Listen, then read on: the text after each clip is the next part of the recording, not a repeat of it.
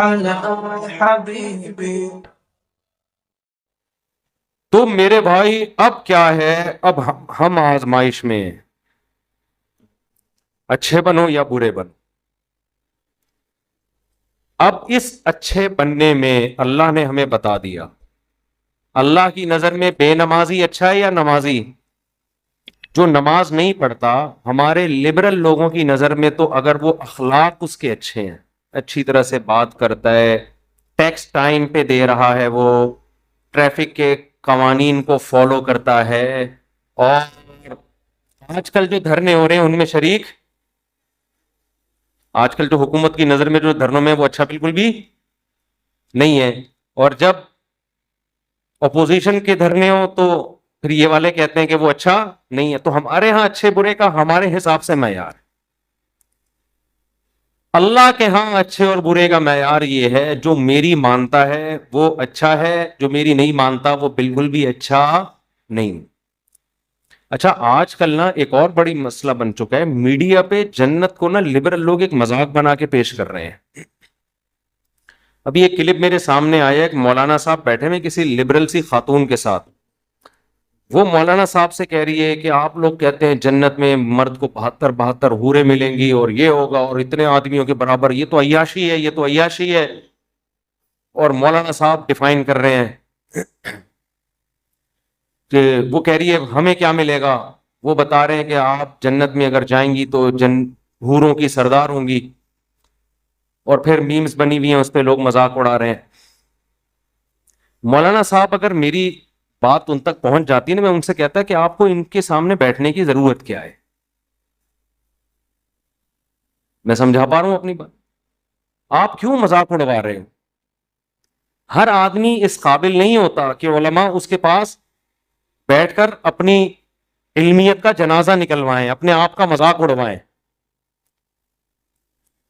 क्या जरूरत है आप एक बाल खुले हुए एक औरत के और लिबरल आंटी है और उसके साथ बैठ के आप बोलो भाई मोहतरमा आपको अगर जन्नत समझ में नहीं आती तो आप जाओ जहन्नम में, हमें कोई शौक। इनको दलाइल नहीं देने चाहिए, इससे तो आप और मजाक उड़वा रहे हैं। बात उससे की जाती है जो बात समझना चाहता हो, जो बात समझना चाहता हो। हर मोतरिस के इतराज का जवाब नहीं। हमें कितनी दफा टीवी में बुलाया गया फला के सामने बैठना है, मैंने कहा मैं बैठूंगा ही नहीं फला के सामने, मैं अपनी बेइज्जती के लिए बैठूं फला के सामने?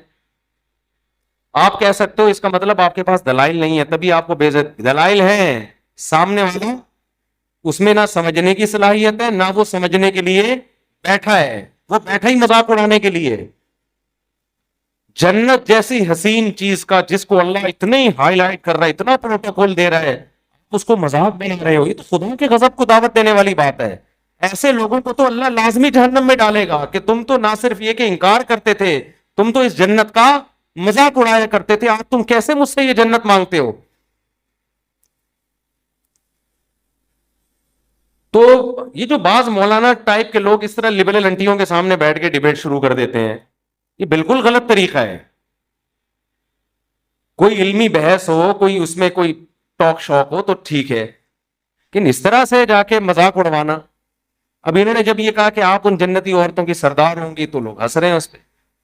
पहली बात ये क्यों सरदार होगी, इसमें क्या सुरखाब के पर लगे हुए हैं? हैं? इसमें क्या है ये? ये क्यों सरदार होगी जन्नत? खैर उन्होंने तो ये कहा था अगर ये जन्नत में चली जाए। ये बहुत ज्यादा एतराज किया जाता है कि जन्नत में अय्याशी है, 72 72 हूरें मर्दों को मिलेंगी, ये तो अय्याशी है, शराब और ये। तो भाई हम कब कह रहे हैं कि अय्याशी नहीं है? जन्नत तो चीज ही क्या है, अय्याशी की तो जगह है वो। इसमें कौन सी ऐसी कंफ्यूजन की बात है? ये तो जन्नत का हुस्न है कि ऐशो इशरत की जगह है। और ये जो इतराज फजूल किस्म का कि औरतों को क्या मिलेगा जब मर्दों को हूरें मिल रही हैं, कोई जन्नत जो औरत शरीफ होती है वो एक से ज्यादा मर्द की मुतलाशी बोलो वो होती नहीं है। आपको ये कहना चाहिए कि मोहतरमा आपको अगर एक टाइम पे दो मर्दों का शौक है तो ऐसी घटिया औरतें जन्नत में जाएंगी, इनमें शरीफ औरतें जाएंगी। शरीफ औरत की कभी ख्वाहिश नहीं होती कि मेरे एक से ज्यादा मियां हूं। औरत बाय नेचर एक मर्द चाहती है, बाय नेचर। नेचर ही बिगड़ जाए तो एक नेचर बिगड़ जाए तो फिर औरत को औरत भी चाहिए ना फिर तो। फिर तो वसीम को सत्तार, सत्तार को सुबुक्तगीन, सुबुक्तीन को अब्दुल शकूर को, ये तो अंग्रेजों में हो रहा है ना। अरे अंग्रेजों में जब बच्चा बाले होता है तो फिर पूछते हैं बेटा मेल चाहिए कि फीमेल, बहू किसको बना के लाऊं, फीमेल को बहू बनाऊं या मेल को। जब फितरत मस्त हो जाए तो फिर तो अब आप कहो कि एक आदमी को शौक ही मेल्स का है, अब वो कह रहे हैं जन्नत में जन्नतियों को हूरें मिलेंगी, मुझे तो शौक ही मेल का है, मुझे क्या मिलेगा। तू पहले ये तो साबित कर तुझे जन्नत भी मिलेगी कि नहीं मिलेगी। भाई ऐसे लोगों को जन्नत मिलेगी नहीं जो फीमेल के बजाय किसका शौक रखते हो। ये तो लूत अलैहिस्सलाम की कौम वाले लोग हैं, इनको तो अल्लाह ने आसमान पे उठा के उल्टा देके पटक के हलाक, इनको तो गजब होगा। तू जहन्नम में जाएगा, फिर तेरी चॉइस है वहां मेल को के पीछे भाग या फीमेल के पीछे भाग। तो जिस औरत को एक से ज्यादा मर्दों का एट अ टाइम शौक है वो औरत औरत नहीं है, वो नेचर से हटी हुई है। जानवरों में देख लो ना इसकी मिसालें, जानवरों में आप इसकी मिसालें देख लें। एक मेल कई फीमेल्स के लिए काफी होता है, ऐसा नहीं होता कि एक फीमेल पर कई सारे मेल रखे। कभी देखा आपने फार्म हाउस में एक गाय है और कट्टे बहुत सारे रखे हुए, कभी देखा आपने दुनिया में ऐसा पागल देखा। इन औरतों का असल जवाब यह है, इनका इल्मी दलाइल से जवाब नहीं होता, इनका जवाब इन्हीं की बात को इन्हीं पे लपेटा जाए। कभी दुनिया में ऐसा देखा किसी फार्म वाले ने एक बकरी रखी हुई और 8 बकरे रखे हुए हो, कभी देखा। वो बकरी तो मर जाएगी थोड़े दिनों में। ये जो मेरा जिस्म मेरी मर्जी के नारे लगे थे ना, इस पे किसी ने एक मुर्गी का दिखाया, एक मुर्गी और 10 मुर्गे का, और बड़ी अच्छी मीम बनाई थी। वो मुर्गी बिलाखिर इस दारे फानी से कूच कर गई, वाकई मर गई, हकीकत है। तो उन्होंने दिखाया मेरा जिस्म मेरी मर्जी वाली औरतों का अंजाम देखो। तो ये उल्टा है, ये सवाल ही बेहुदा है कि औरतों को क्या मिलेगा जब, यानी मर्दों को इतनी औरतें, ये ज्यादा औरतें रखना ये मर्द की नेचर है, ज्यादा मर्द रखना औरत की नेचर बोलो नहीं है। शरीफ औरत एक शौहर से के अलावा नहीं चाहती किसी को, चाह रही है तो इसका मतलब शराफत क्या है, शार्ट है, शराफत नहीं है उसमें। वो खराब हो जाए, फहाशी की तरफ चली जाए तो हाँ ये हो सकता है कि शौहर एक है, मोहब्बत किसी और से हो गई, शौहर खराब है या क्या है, वो भी हम गलत कहते हैं कि भाई, लेकिन होती उसको किससे है, वो होगी एक से ही, उसकी सारी तवज्जो फिर उसी एक, वो चाहेगी यहां से तलाक लेके मैं उसकी बीवी बन जाऊं, लेकिन ये कभी भी नहीं चाहेगी उसकी भी बन जाऊं, उसकी भी, वो वाला भी मुनासिब लग रहा है, उसकी भी बन जाऊं। ये फिर ये क्या है, ये सेटिंग आउट है, ये फिर औरत नहीं है। तो खैर कहां से कहां, आज बात समेटते जल्दी से खत्म कर, टाइम बता दें जल्दी से क्या हो रहा है। 1:02:20 हो गए ना, बस अभी समेट रहा हूं, लपेट रहा हूं बात। तो बात फिर वही जहां से हमने शुरू की थी, दोबारा हम क़याम ताम से टन मारते हुए दोबारा हम अपनी असल बात की तरफ आते हैं। तो मेरे भाई, अल्लाह की नजर में अच्छा कौन है, जो नमाज पढ़ता है या नमाज छोड़ता है, बोलो ना। देखो एक बात खूब अच्छी तरह खोपड़ी में बिठा लो, अगर आप अच्छा बनना चाहते हो अल्लाह की नजर में, बाकी सारी चीजें एक तरफ, अल्लाह सबसे पहले तौहीद के बाद ये देखता है कि बंदा नमाज पढ़ता है कि नहीं पढ़ता, बाकी सब चीजें बाद में। क्योंकि अलहम से लेके वन्नास तक कुरान जो अच्छे लोगों की तारीफ करता है ना, उसमें कहीं भी ऐसा नहीं है कि अल्लाह ने अच्छे लोगों की सिफात बयान की और सबसे पहले नंबर पे नमाज का जिक्र ना किया हो। समझ में आ रही है बात।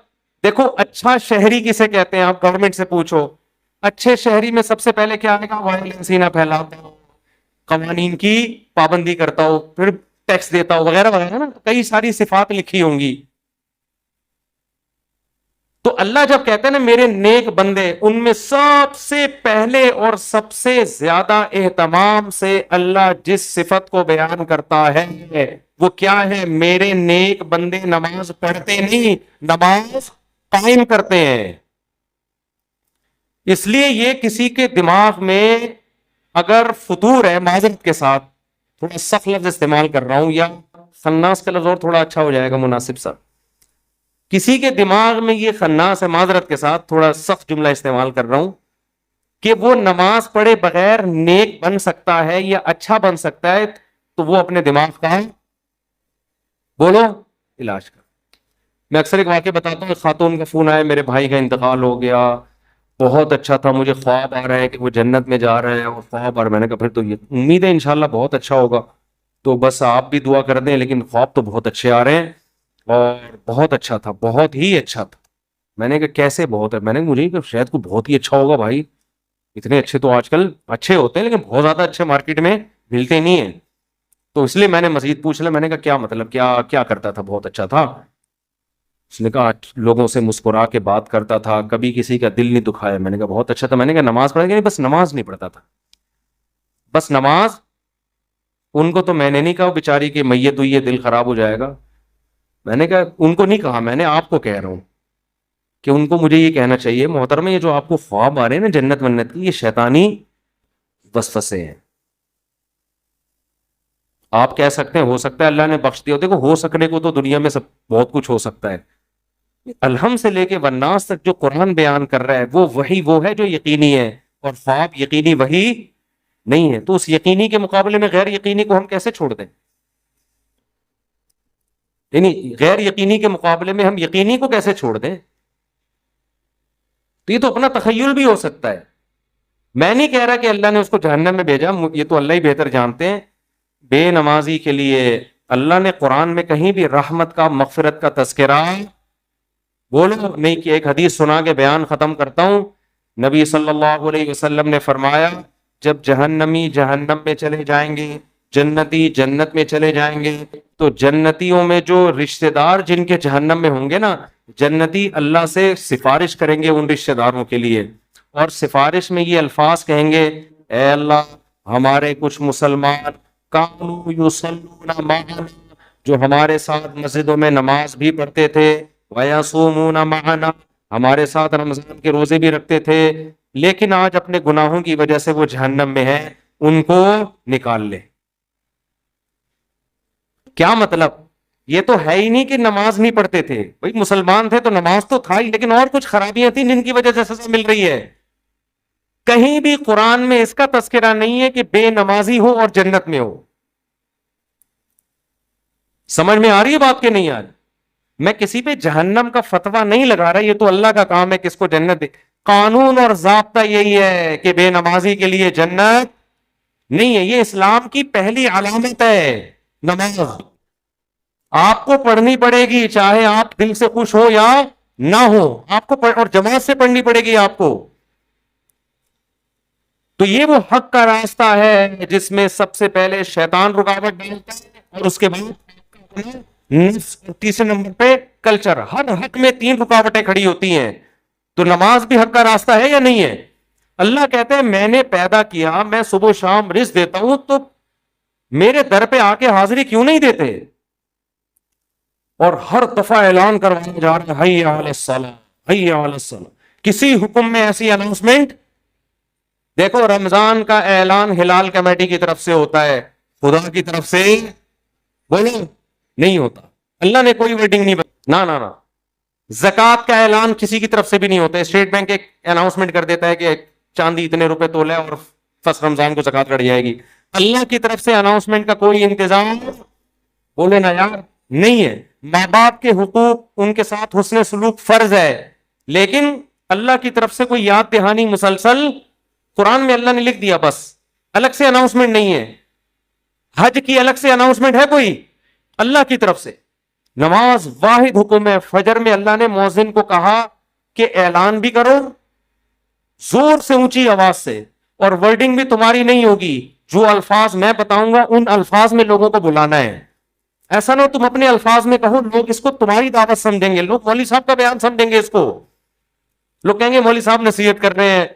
अगर अल्लाह मौजिन को इजाजत दे देते भाई लाउड स्पीकर पे खड़े होकर लोगों को याद दहानी कराओ अक्ल तरीके से कि लोग नमाज के लिए आ जाओ, लोग उसको अल्लाह का बयान समझते हैं या मौजिन का?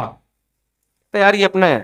अल्लाह ने कहा ना ना ना ना ना, जो अल्फाज मैंने बताए हैं उनमें एक लफ्ज भी दाएं बाएं 4 दफा अल्लाह अकबर कहना है, 5 दफा नहीं, 3 दफा नहीं, अल्लाह अकबर ही कहना है, अल्लाह कबीर नहीं कहना, अल्लाह आज़म नहीं कहना, अशहदु अल्ला इलाहा इल्लल्लाह कहना है।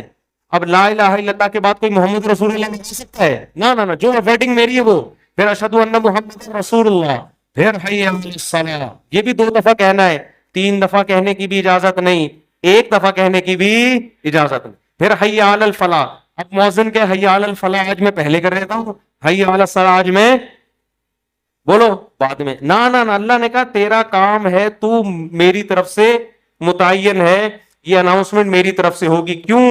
अल्लाह एक एक बात इसलिए ताकि अल्लाह की हुज्जत उसके बंदों पे तमाम हो जाए। कल क़यामत में कोई ये ना कह सके ए अल्लाह नमाज मेरी समझ में नहीं आ रही थी। अल्लाह कहेगा 5 दफा तेरे कान में मैंने अपनी किब्रियाई डलवाई और वो वर्डिंग तू उसको भूल गया था, ये कैसे हो सकता है? मेरे भाई छोटा हुक्म नहीं है, छोटा हुक्म नहीं है, ईमान और कुफर का मसला ये। अभी से अज़म करो, अभी से पाबंद। अगर सुस्ती हो रही है, सुस्ती का इलाज करो। आज मोटिवेशनल स्पीकर आपको बता रहे हैं सुस्ती का इलाज क्या है। वो आपको पैसा कमाने में जो सुस्ती हो रही है ना, उसका इलाज बता रहे हैं। आप सारा दिन सोते पड़े रहो, मर जाओगे भूख से, ज्यादा यही होगा, कम नुकसान होगा आपका। लेकिन कयामत के दिन जो अल्लाह सबसे पहले आपसे पूछेगा, वो क्या पूछेगा? वो नमाज का पूछेगा कि मैंने पैदा किया था और मैंने बार बार पैदा होते ही कान में अजान दिलवा दी, पैदा होते ही। तो इसको हल्का समझना शुरू कर। खवातीन जा रही हैं शॉपिंग करने, नमाज गोल। सफर पे जा रहे हैं, नमाज गोल। तो सफर में ही तो पता चलता है नमाज का, शॉपिंग के दौरान ही तो पता चलता है नमाज का। तो आज से आज़म करो मेरे भाई। और मैं एक नुस्खा बता दूं, जिसने फजर की नमाज जमात से पढ़ ली, बाकी इसका मतलब बाकी नमाजें भी कैसे पढ़ता है? वो जमात से पढ़े। फजर पढ़ ली ना, इसका मतलब बाकी भी बाकी नहीं छोड़ेगा। फिर फजर को फोकस कर लो। और जी हाँ, सर फजर में तो अल्लाह ने एक और अल्फाज इजाफा करवा दी ना, अस्सलातु खैरुम मिनन नौम। कितने प्यारे अल्फाज हैं, कितनी मीठी नींद सो रहा होता है, अल्लाह ने बता दिया। देखो अल्लाह मियाँ ने भी कैसा काम किया। मौजिन को बोला बोलना है, घर में लठ लेके नहीं पहुंच। हम अगर किसी को समझाएं, एक दफा समझाएंगे आ जा नमाज के लिए, दूसरी दफा समझे, तीसरी दफा गुस्सा आएगा ना, जाके थप्पड़ लगा देंगे। अबे मैं तो तुझे समझा रहा हूँ, तेरी खोपड़ी में बात आनी नहीं है। या आप बेगम को एक बात समझा रहे हो, बेगम चाय में थोड़ा चीनी कम डाला करो, तुम वैसे इतना मीठा बोलती हो कि चाय में मीठे की जरूरत नहीं है। फिर वो चीनी ज्यादा डाल रही है, फिर चीनी ज्यादा, फिर आदमी को गुस्सा आता है ना। यही थोड़ी कि हमेशा एक रिकॉर्डिंग चला के चला जाएगा, चीनी कम डालो, चीनी कम डालो। एक दिन 5, 6, 7, 8 दफा आके उसको गुस्सा आएगा कि भाई बोला है कम डालो, नमक कम डालो, 1 दफा 2 दफा 3। लेकिन अल्लाह का उसूल देखो, अल्लाह ने कहा मौजिन से फजर में ऐलान कर देना, हय्या अलस सलाह हय्या अलल फलाह अस्सलातु खैरुम मिनन नौम, नमाज नींद से बेहतर है।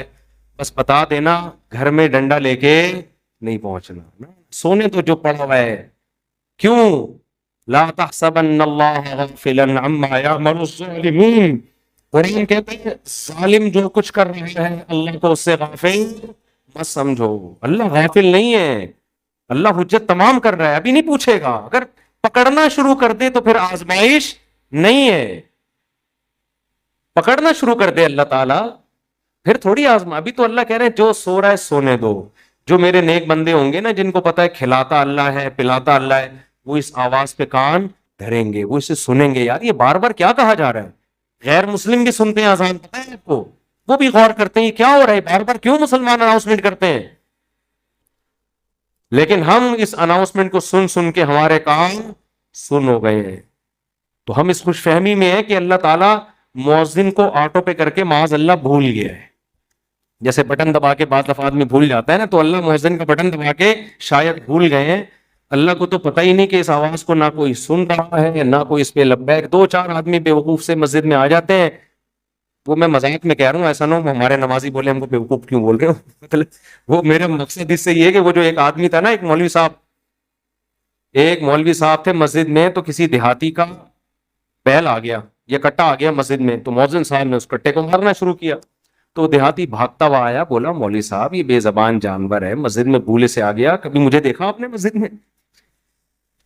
ये तो बेजबान बेअकल आ गया, कभी मुझे देखा? यानी मैं अकलमंद हूं, मैं थोड़ी आता हूं।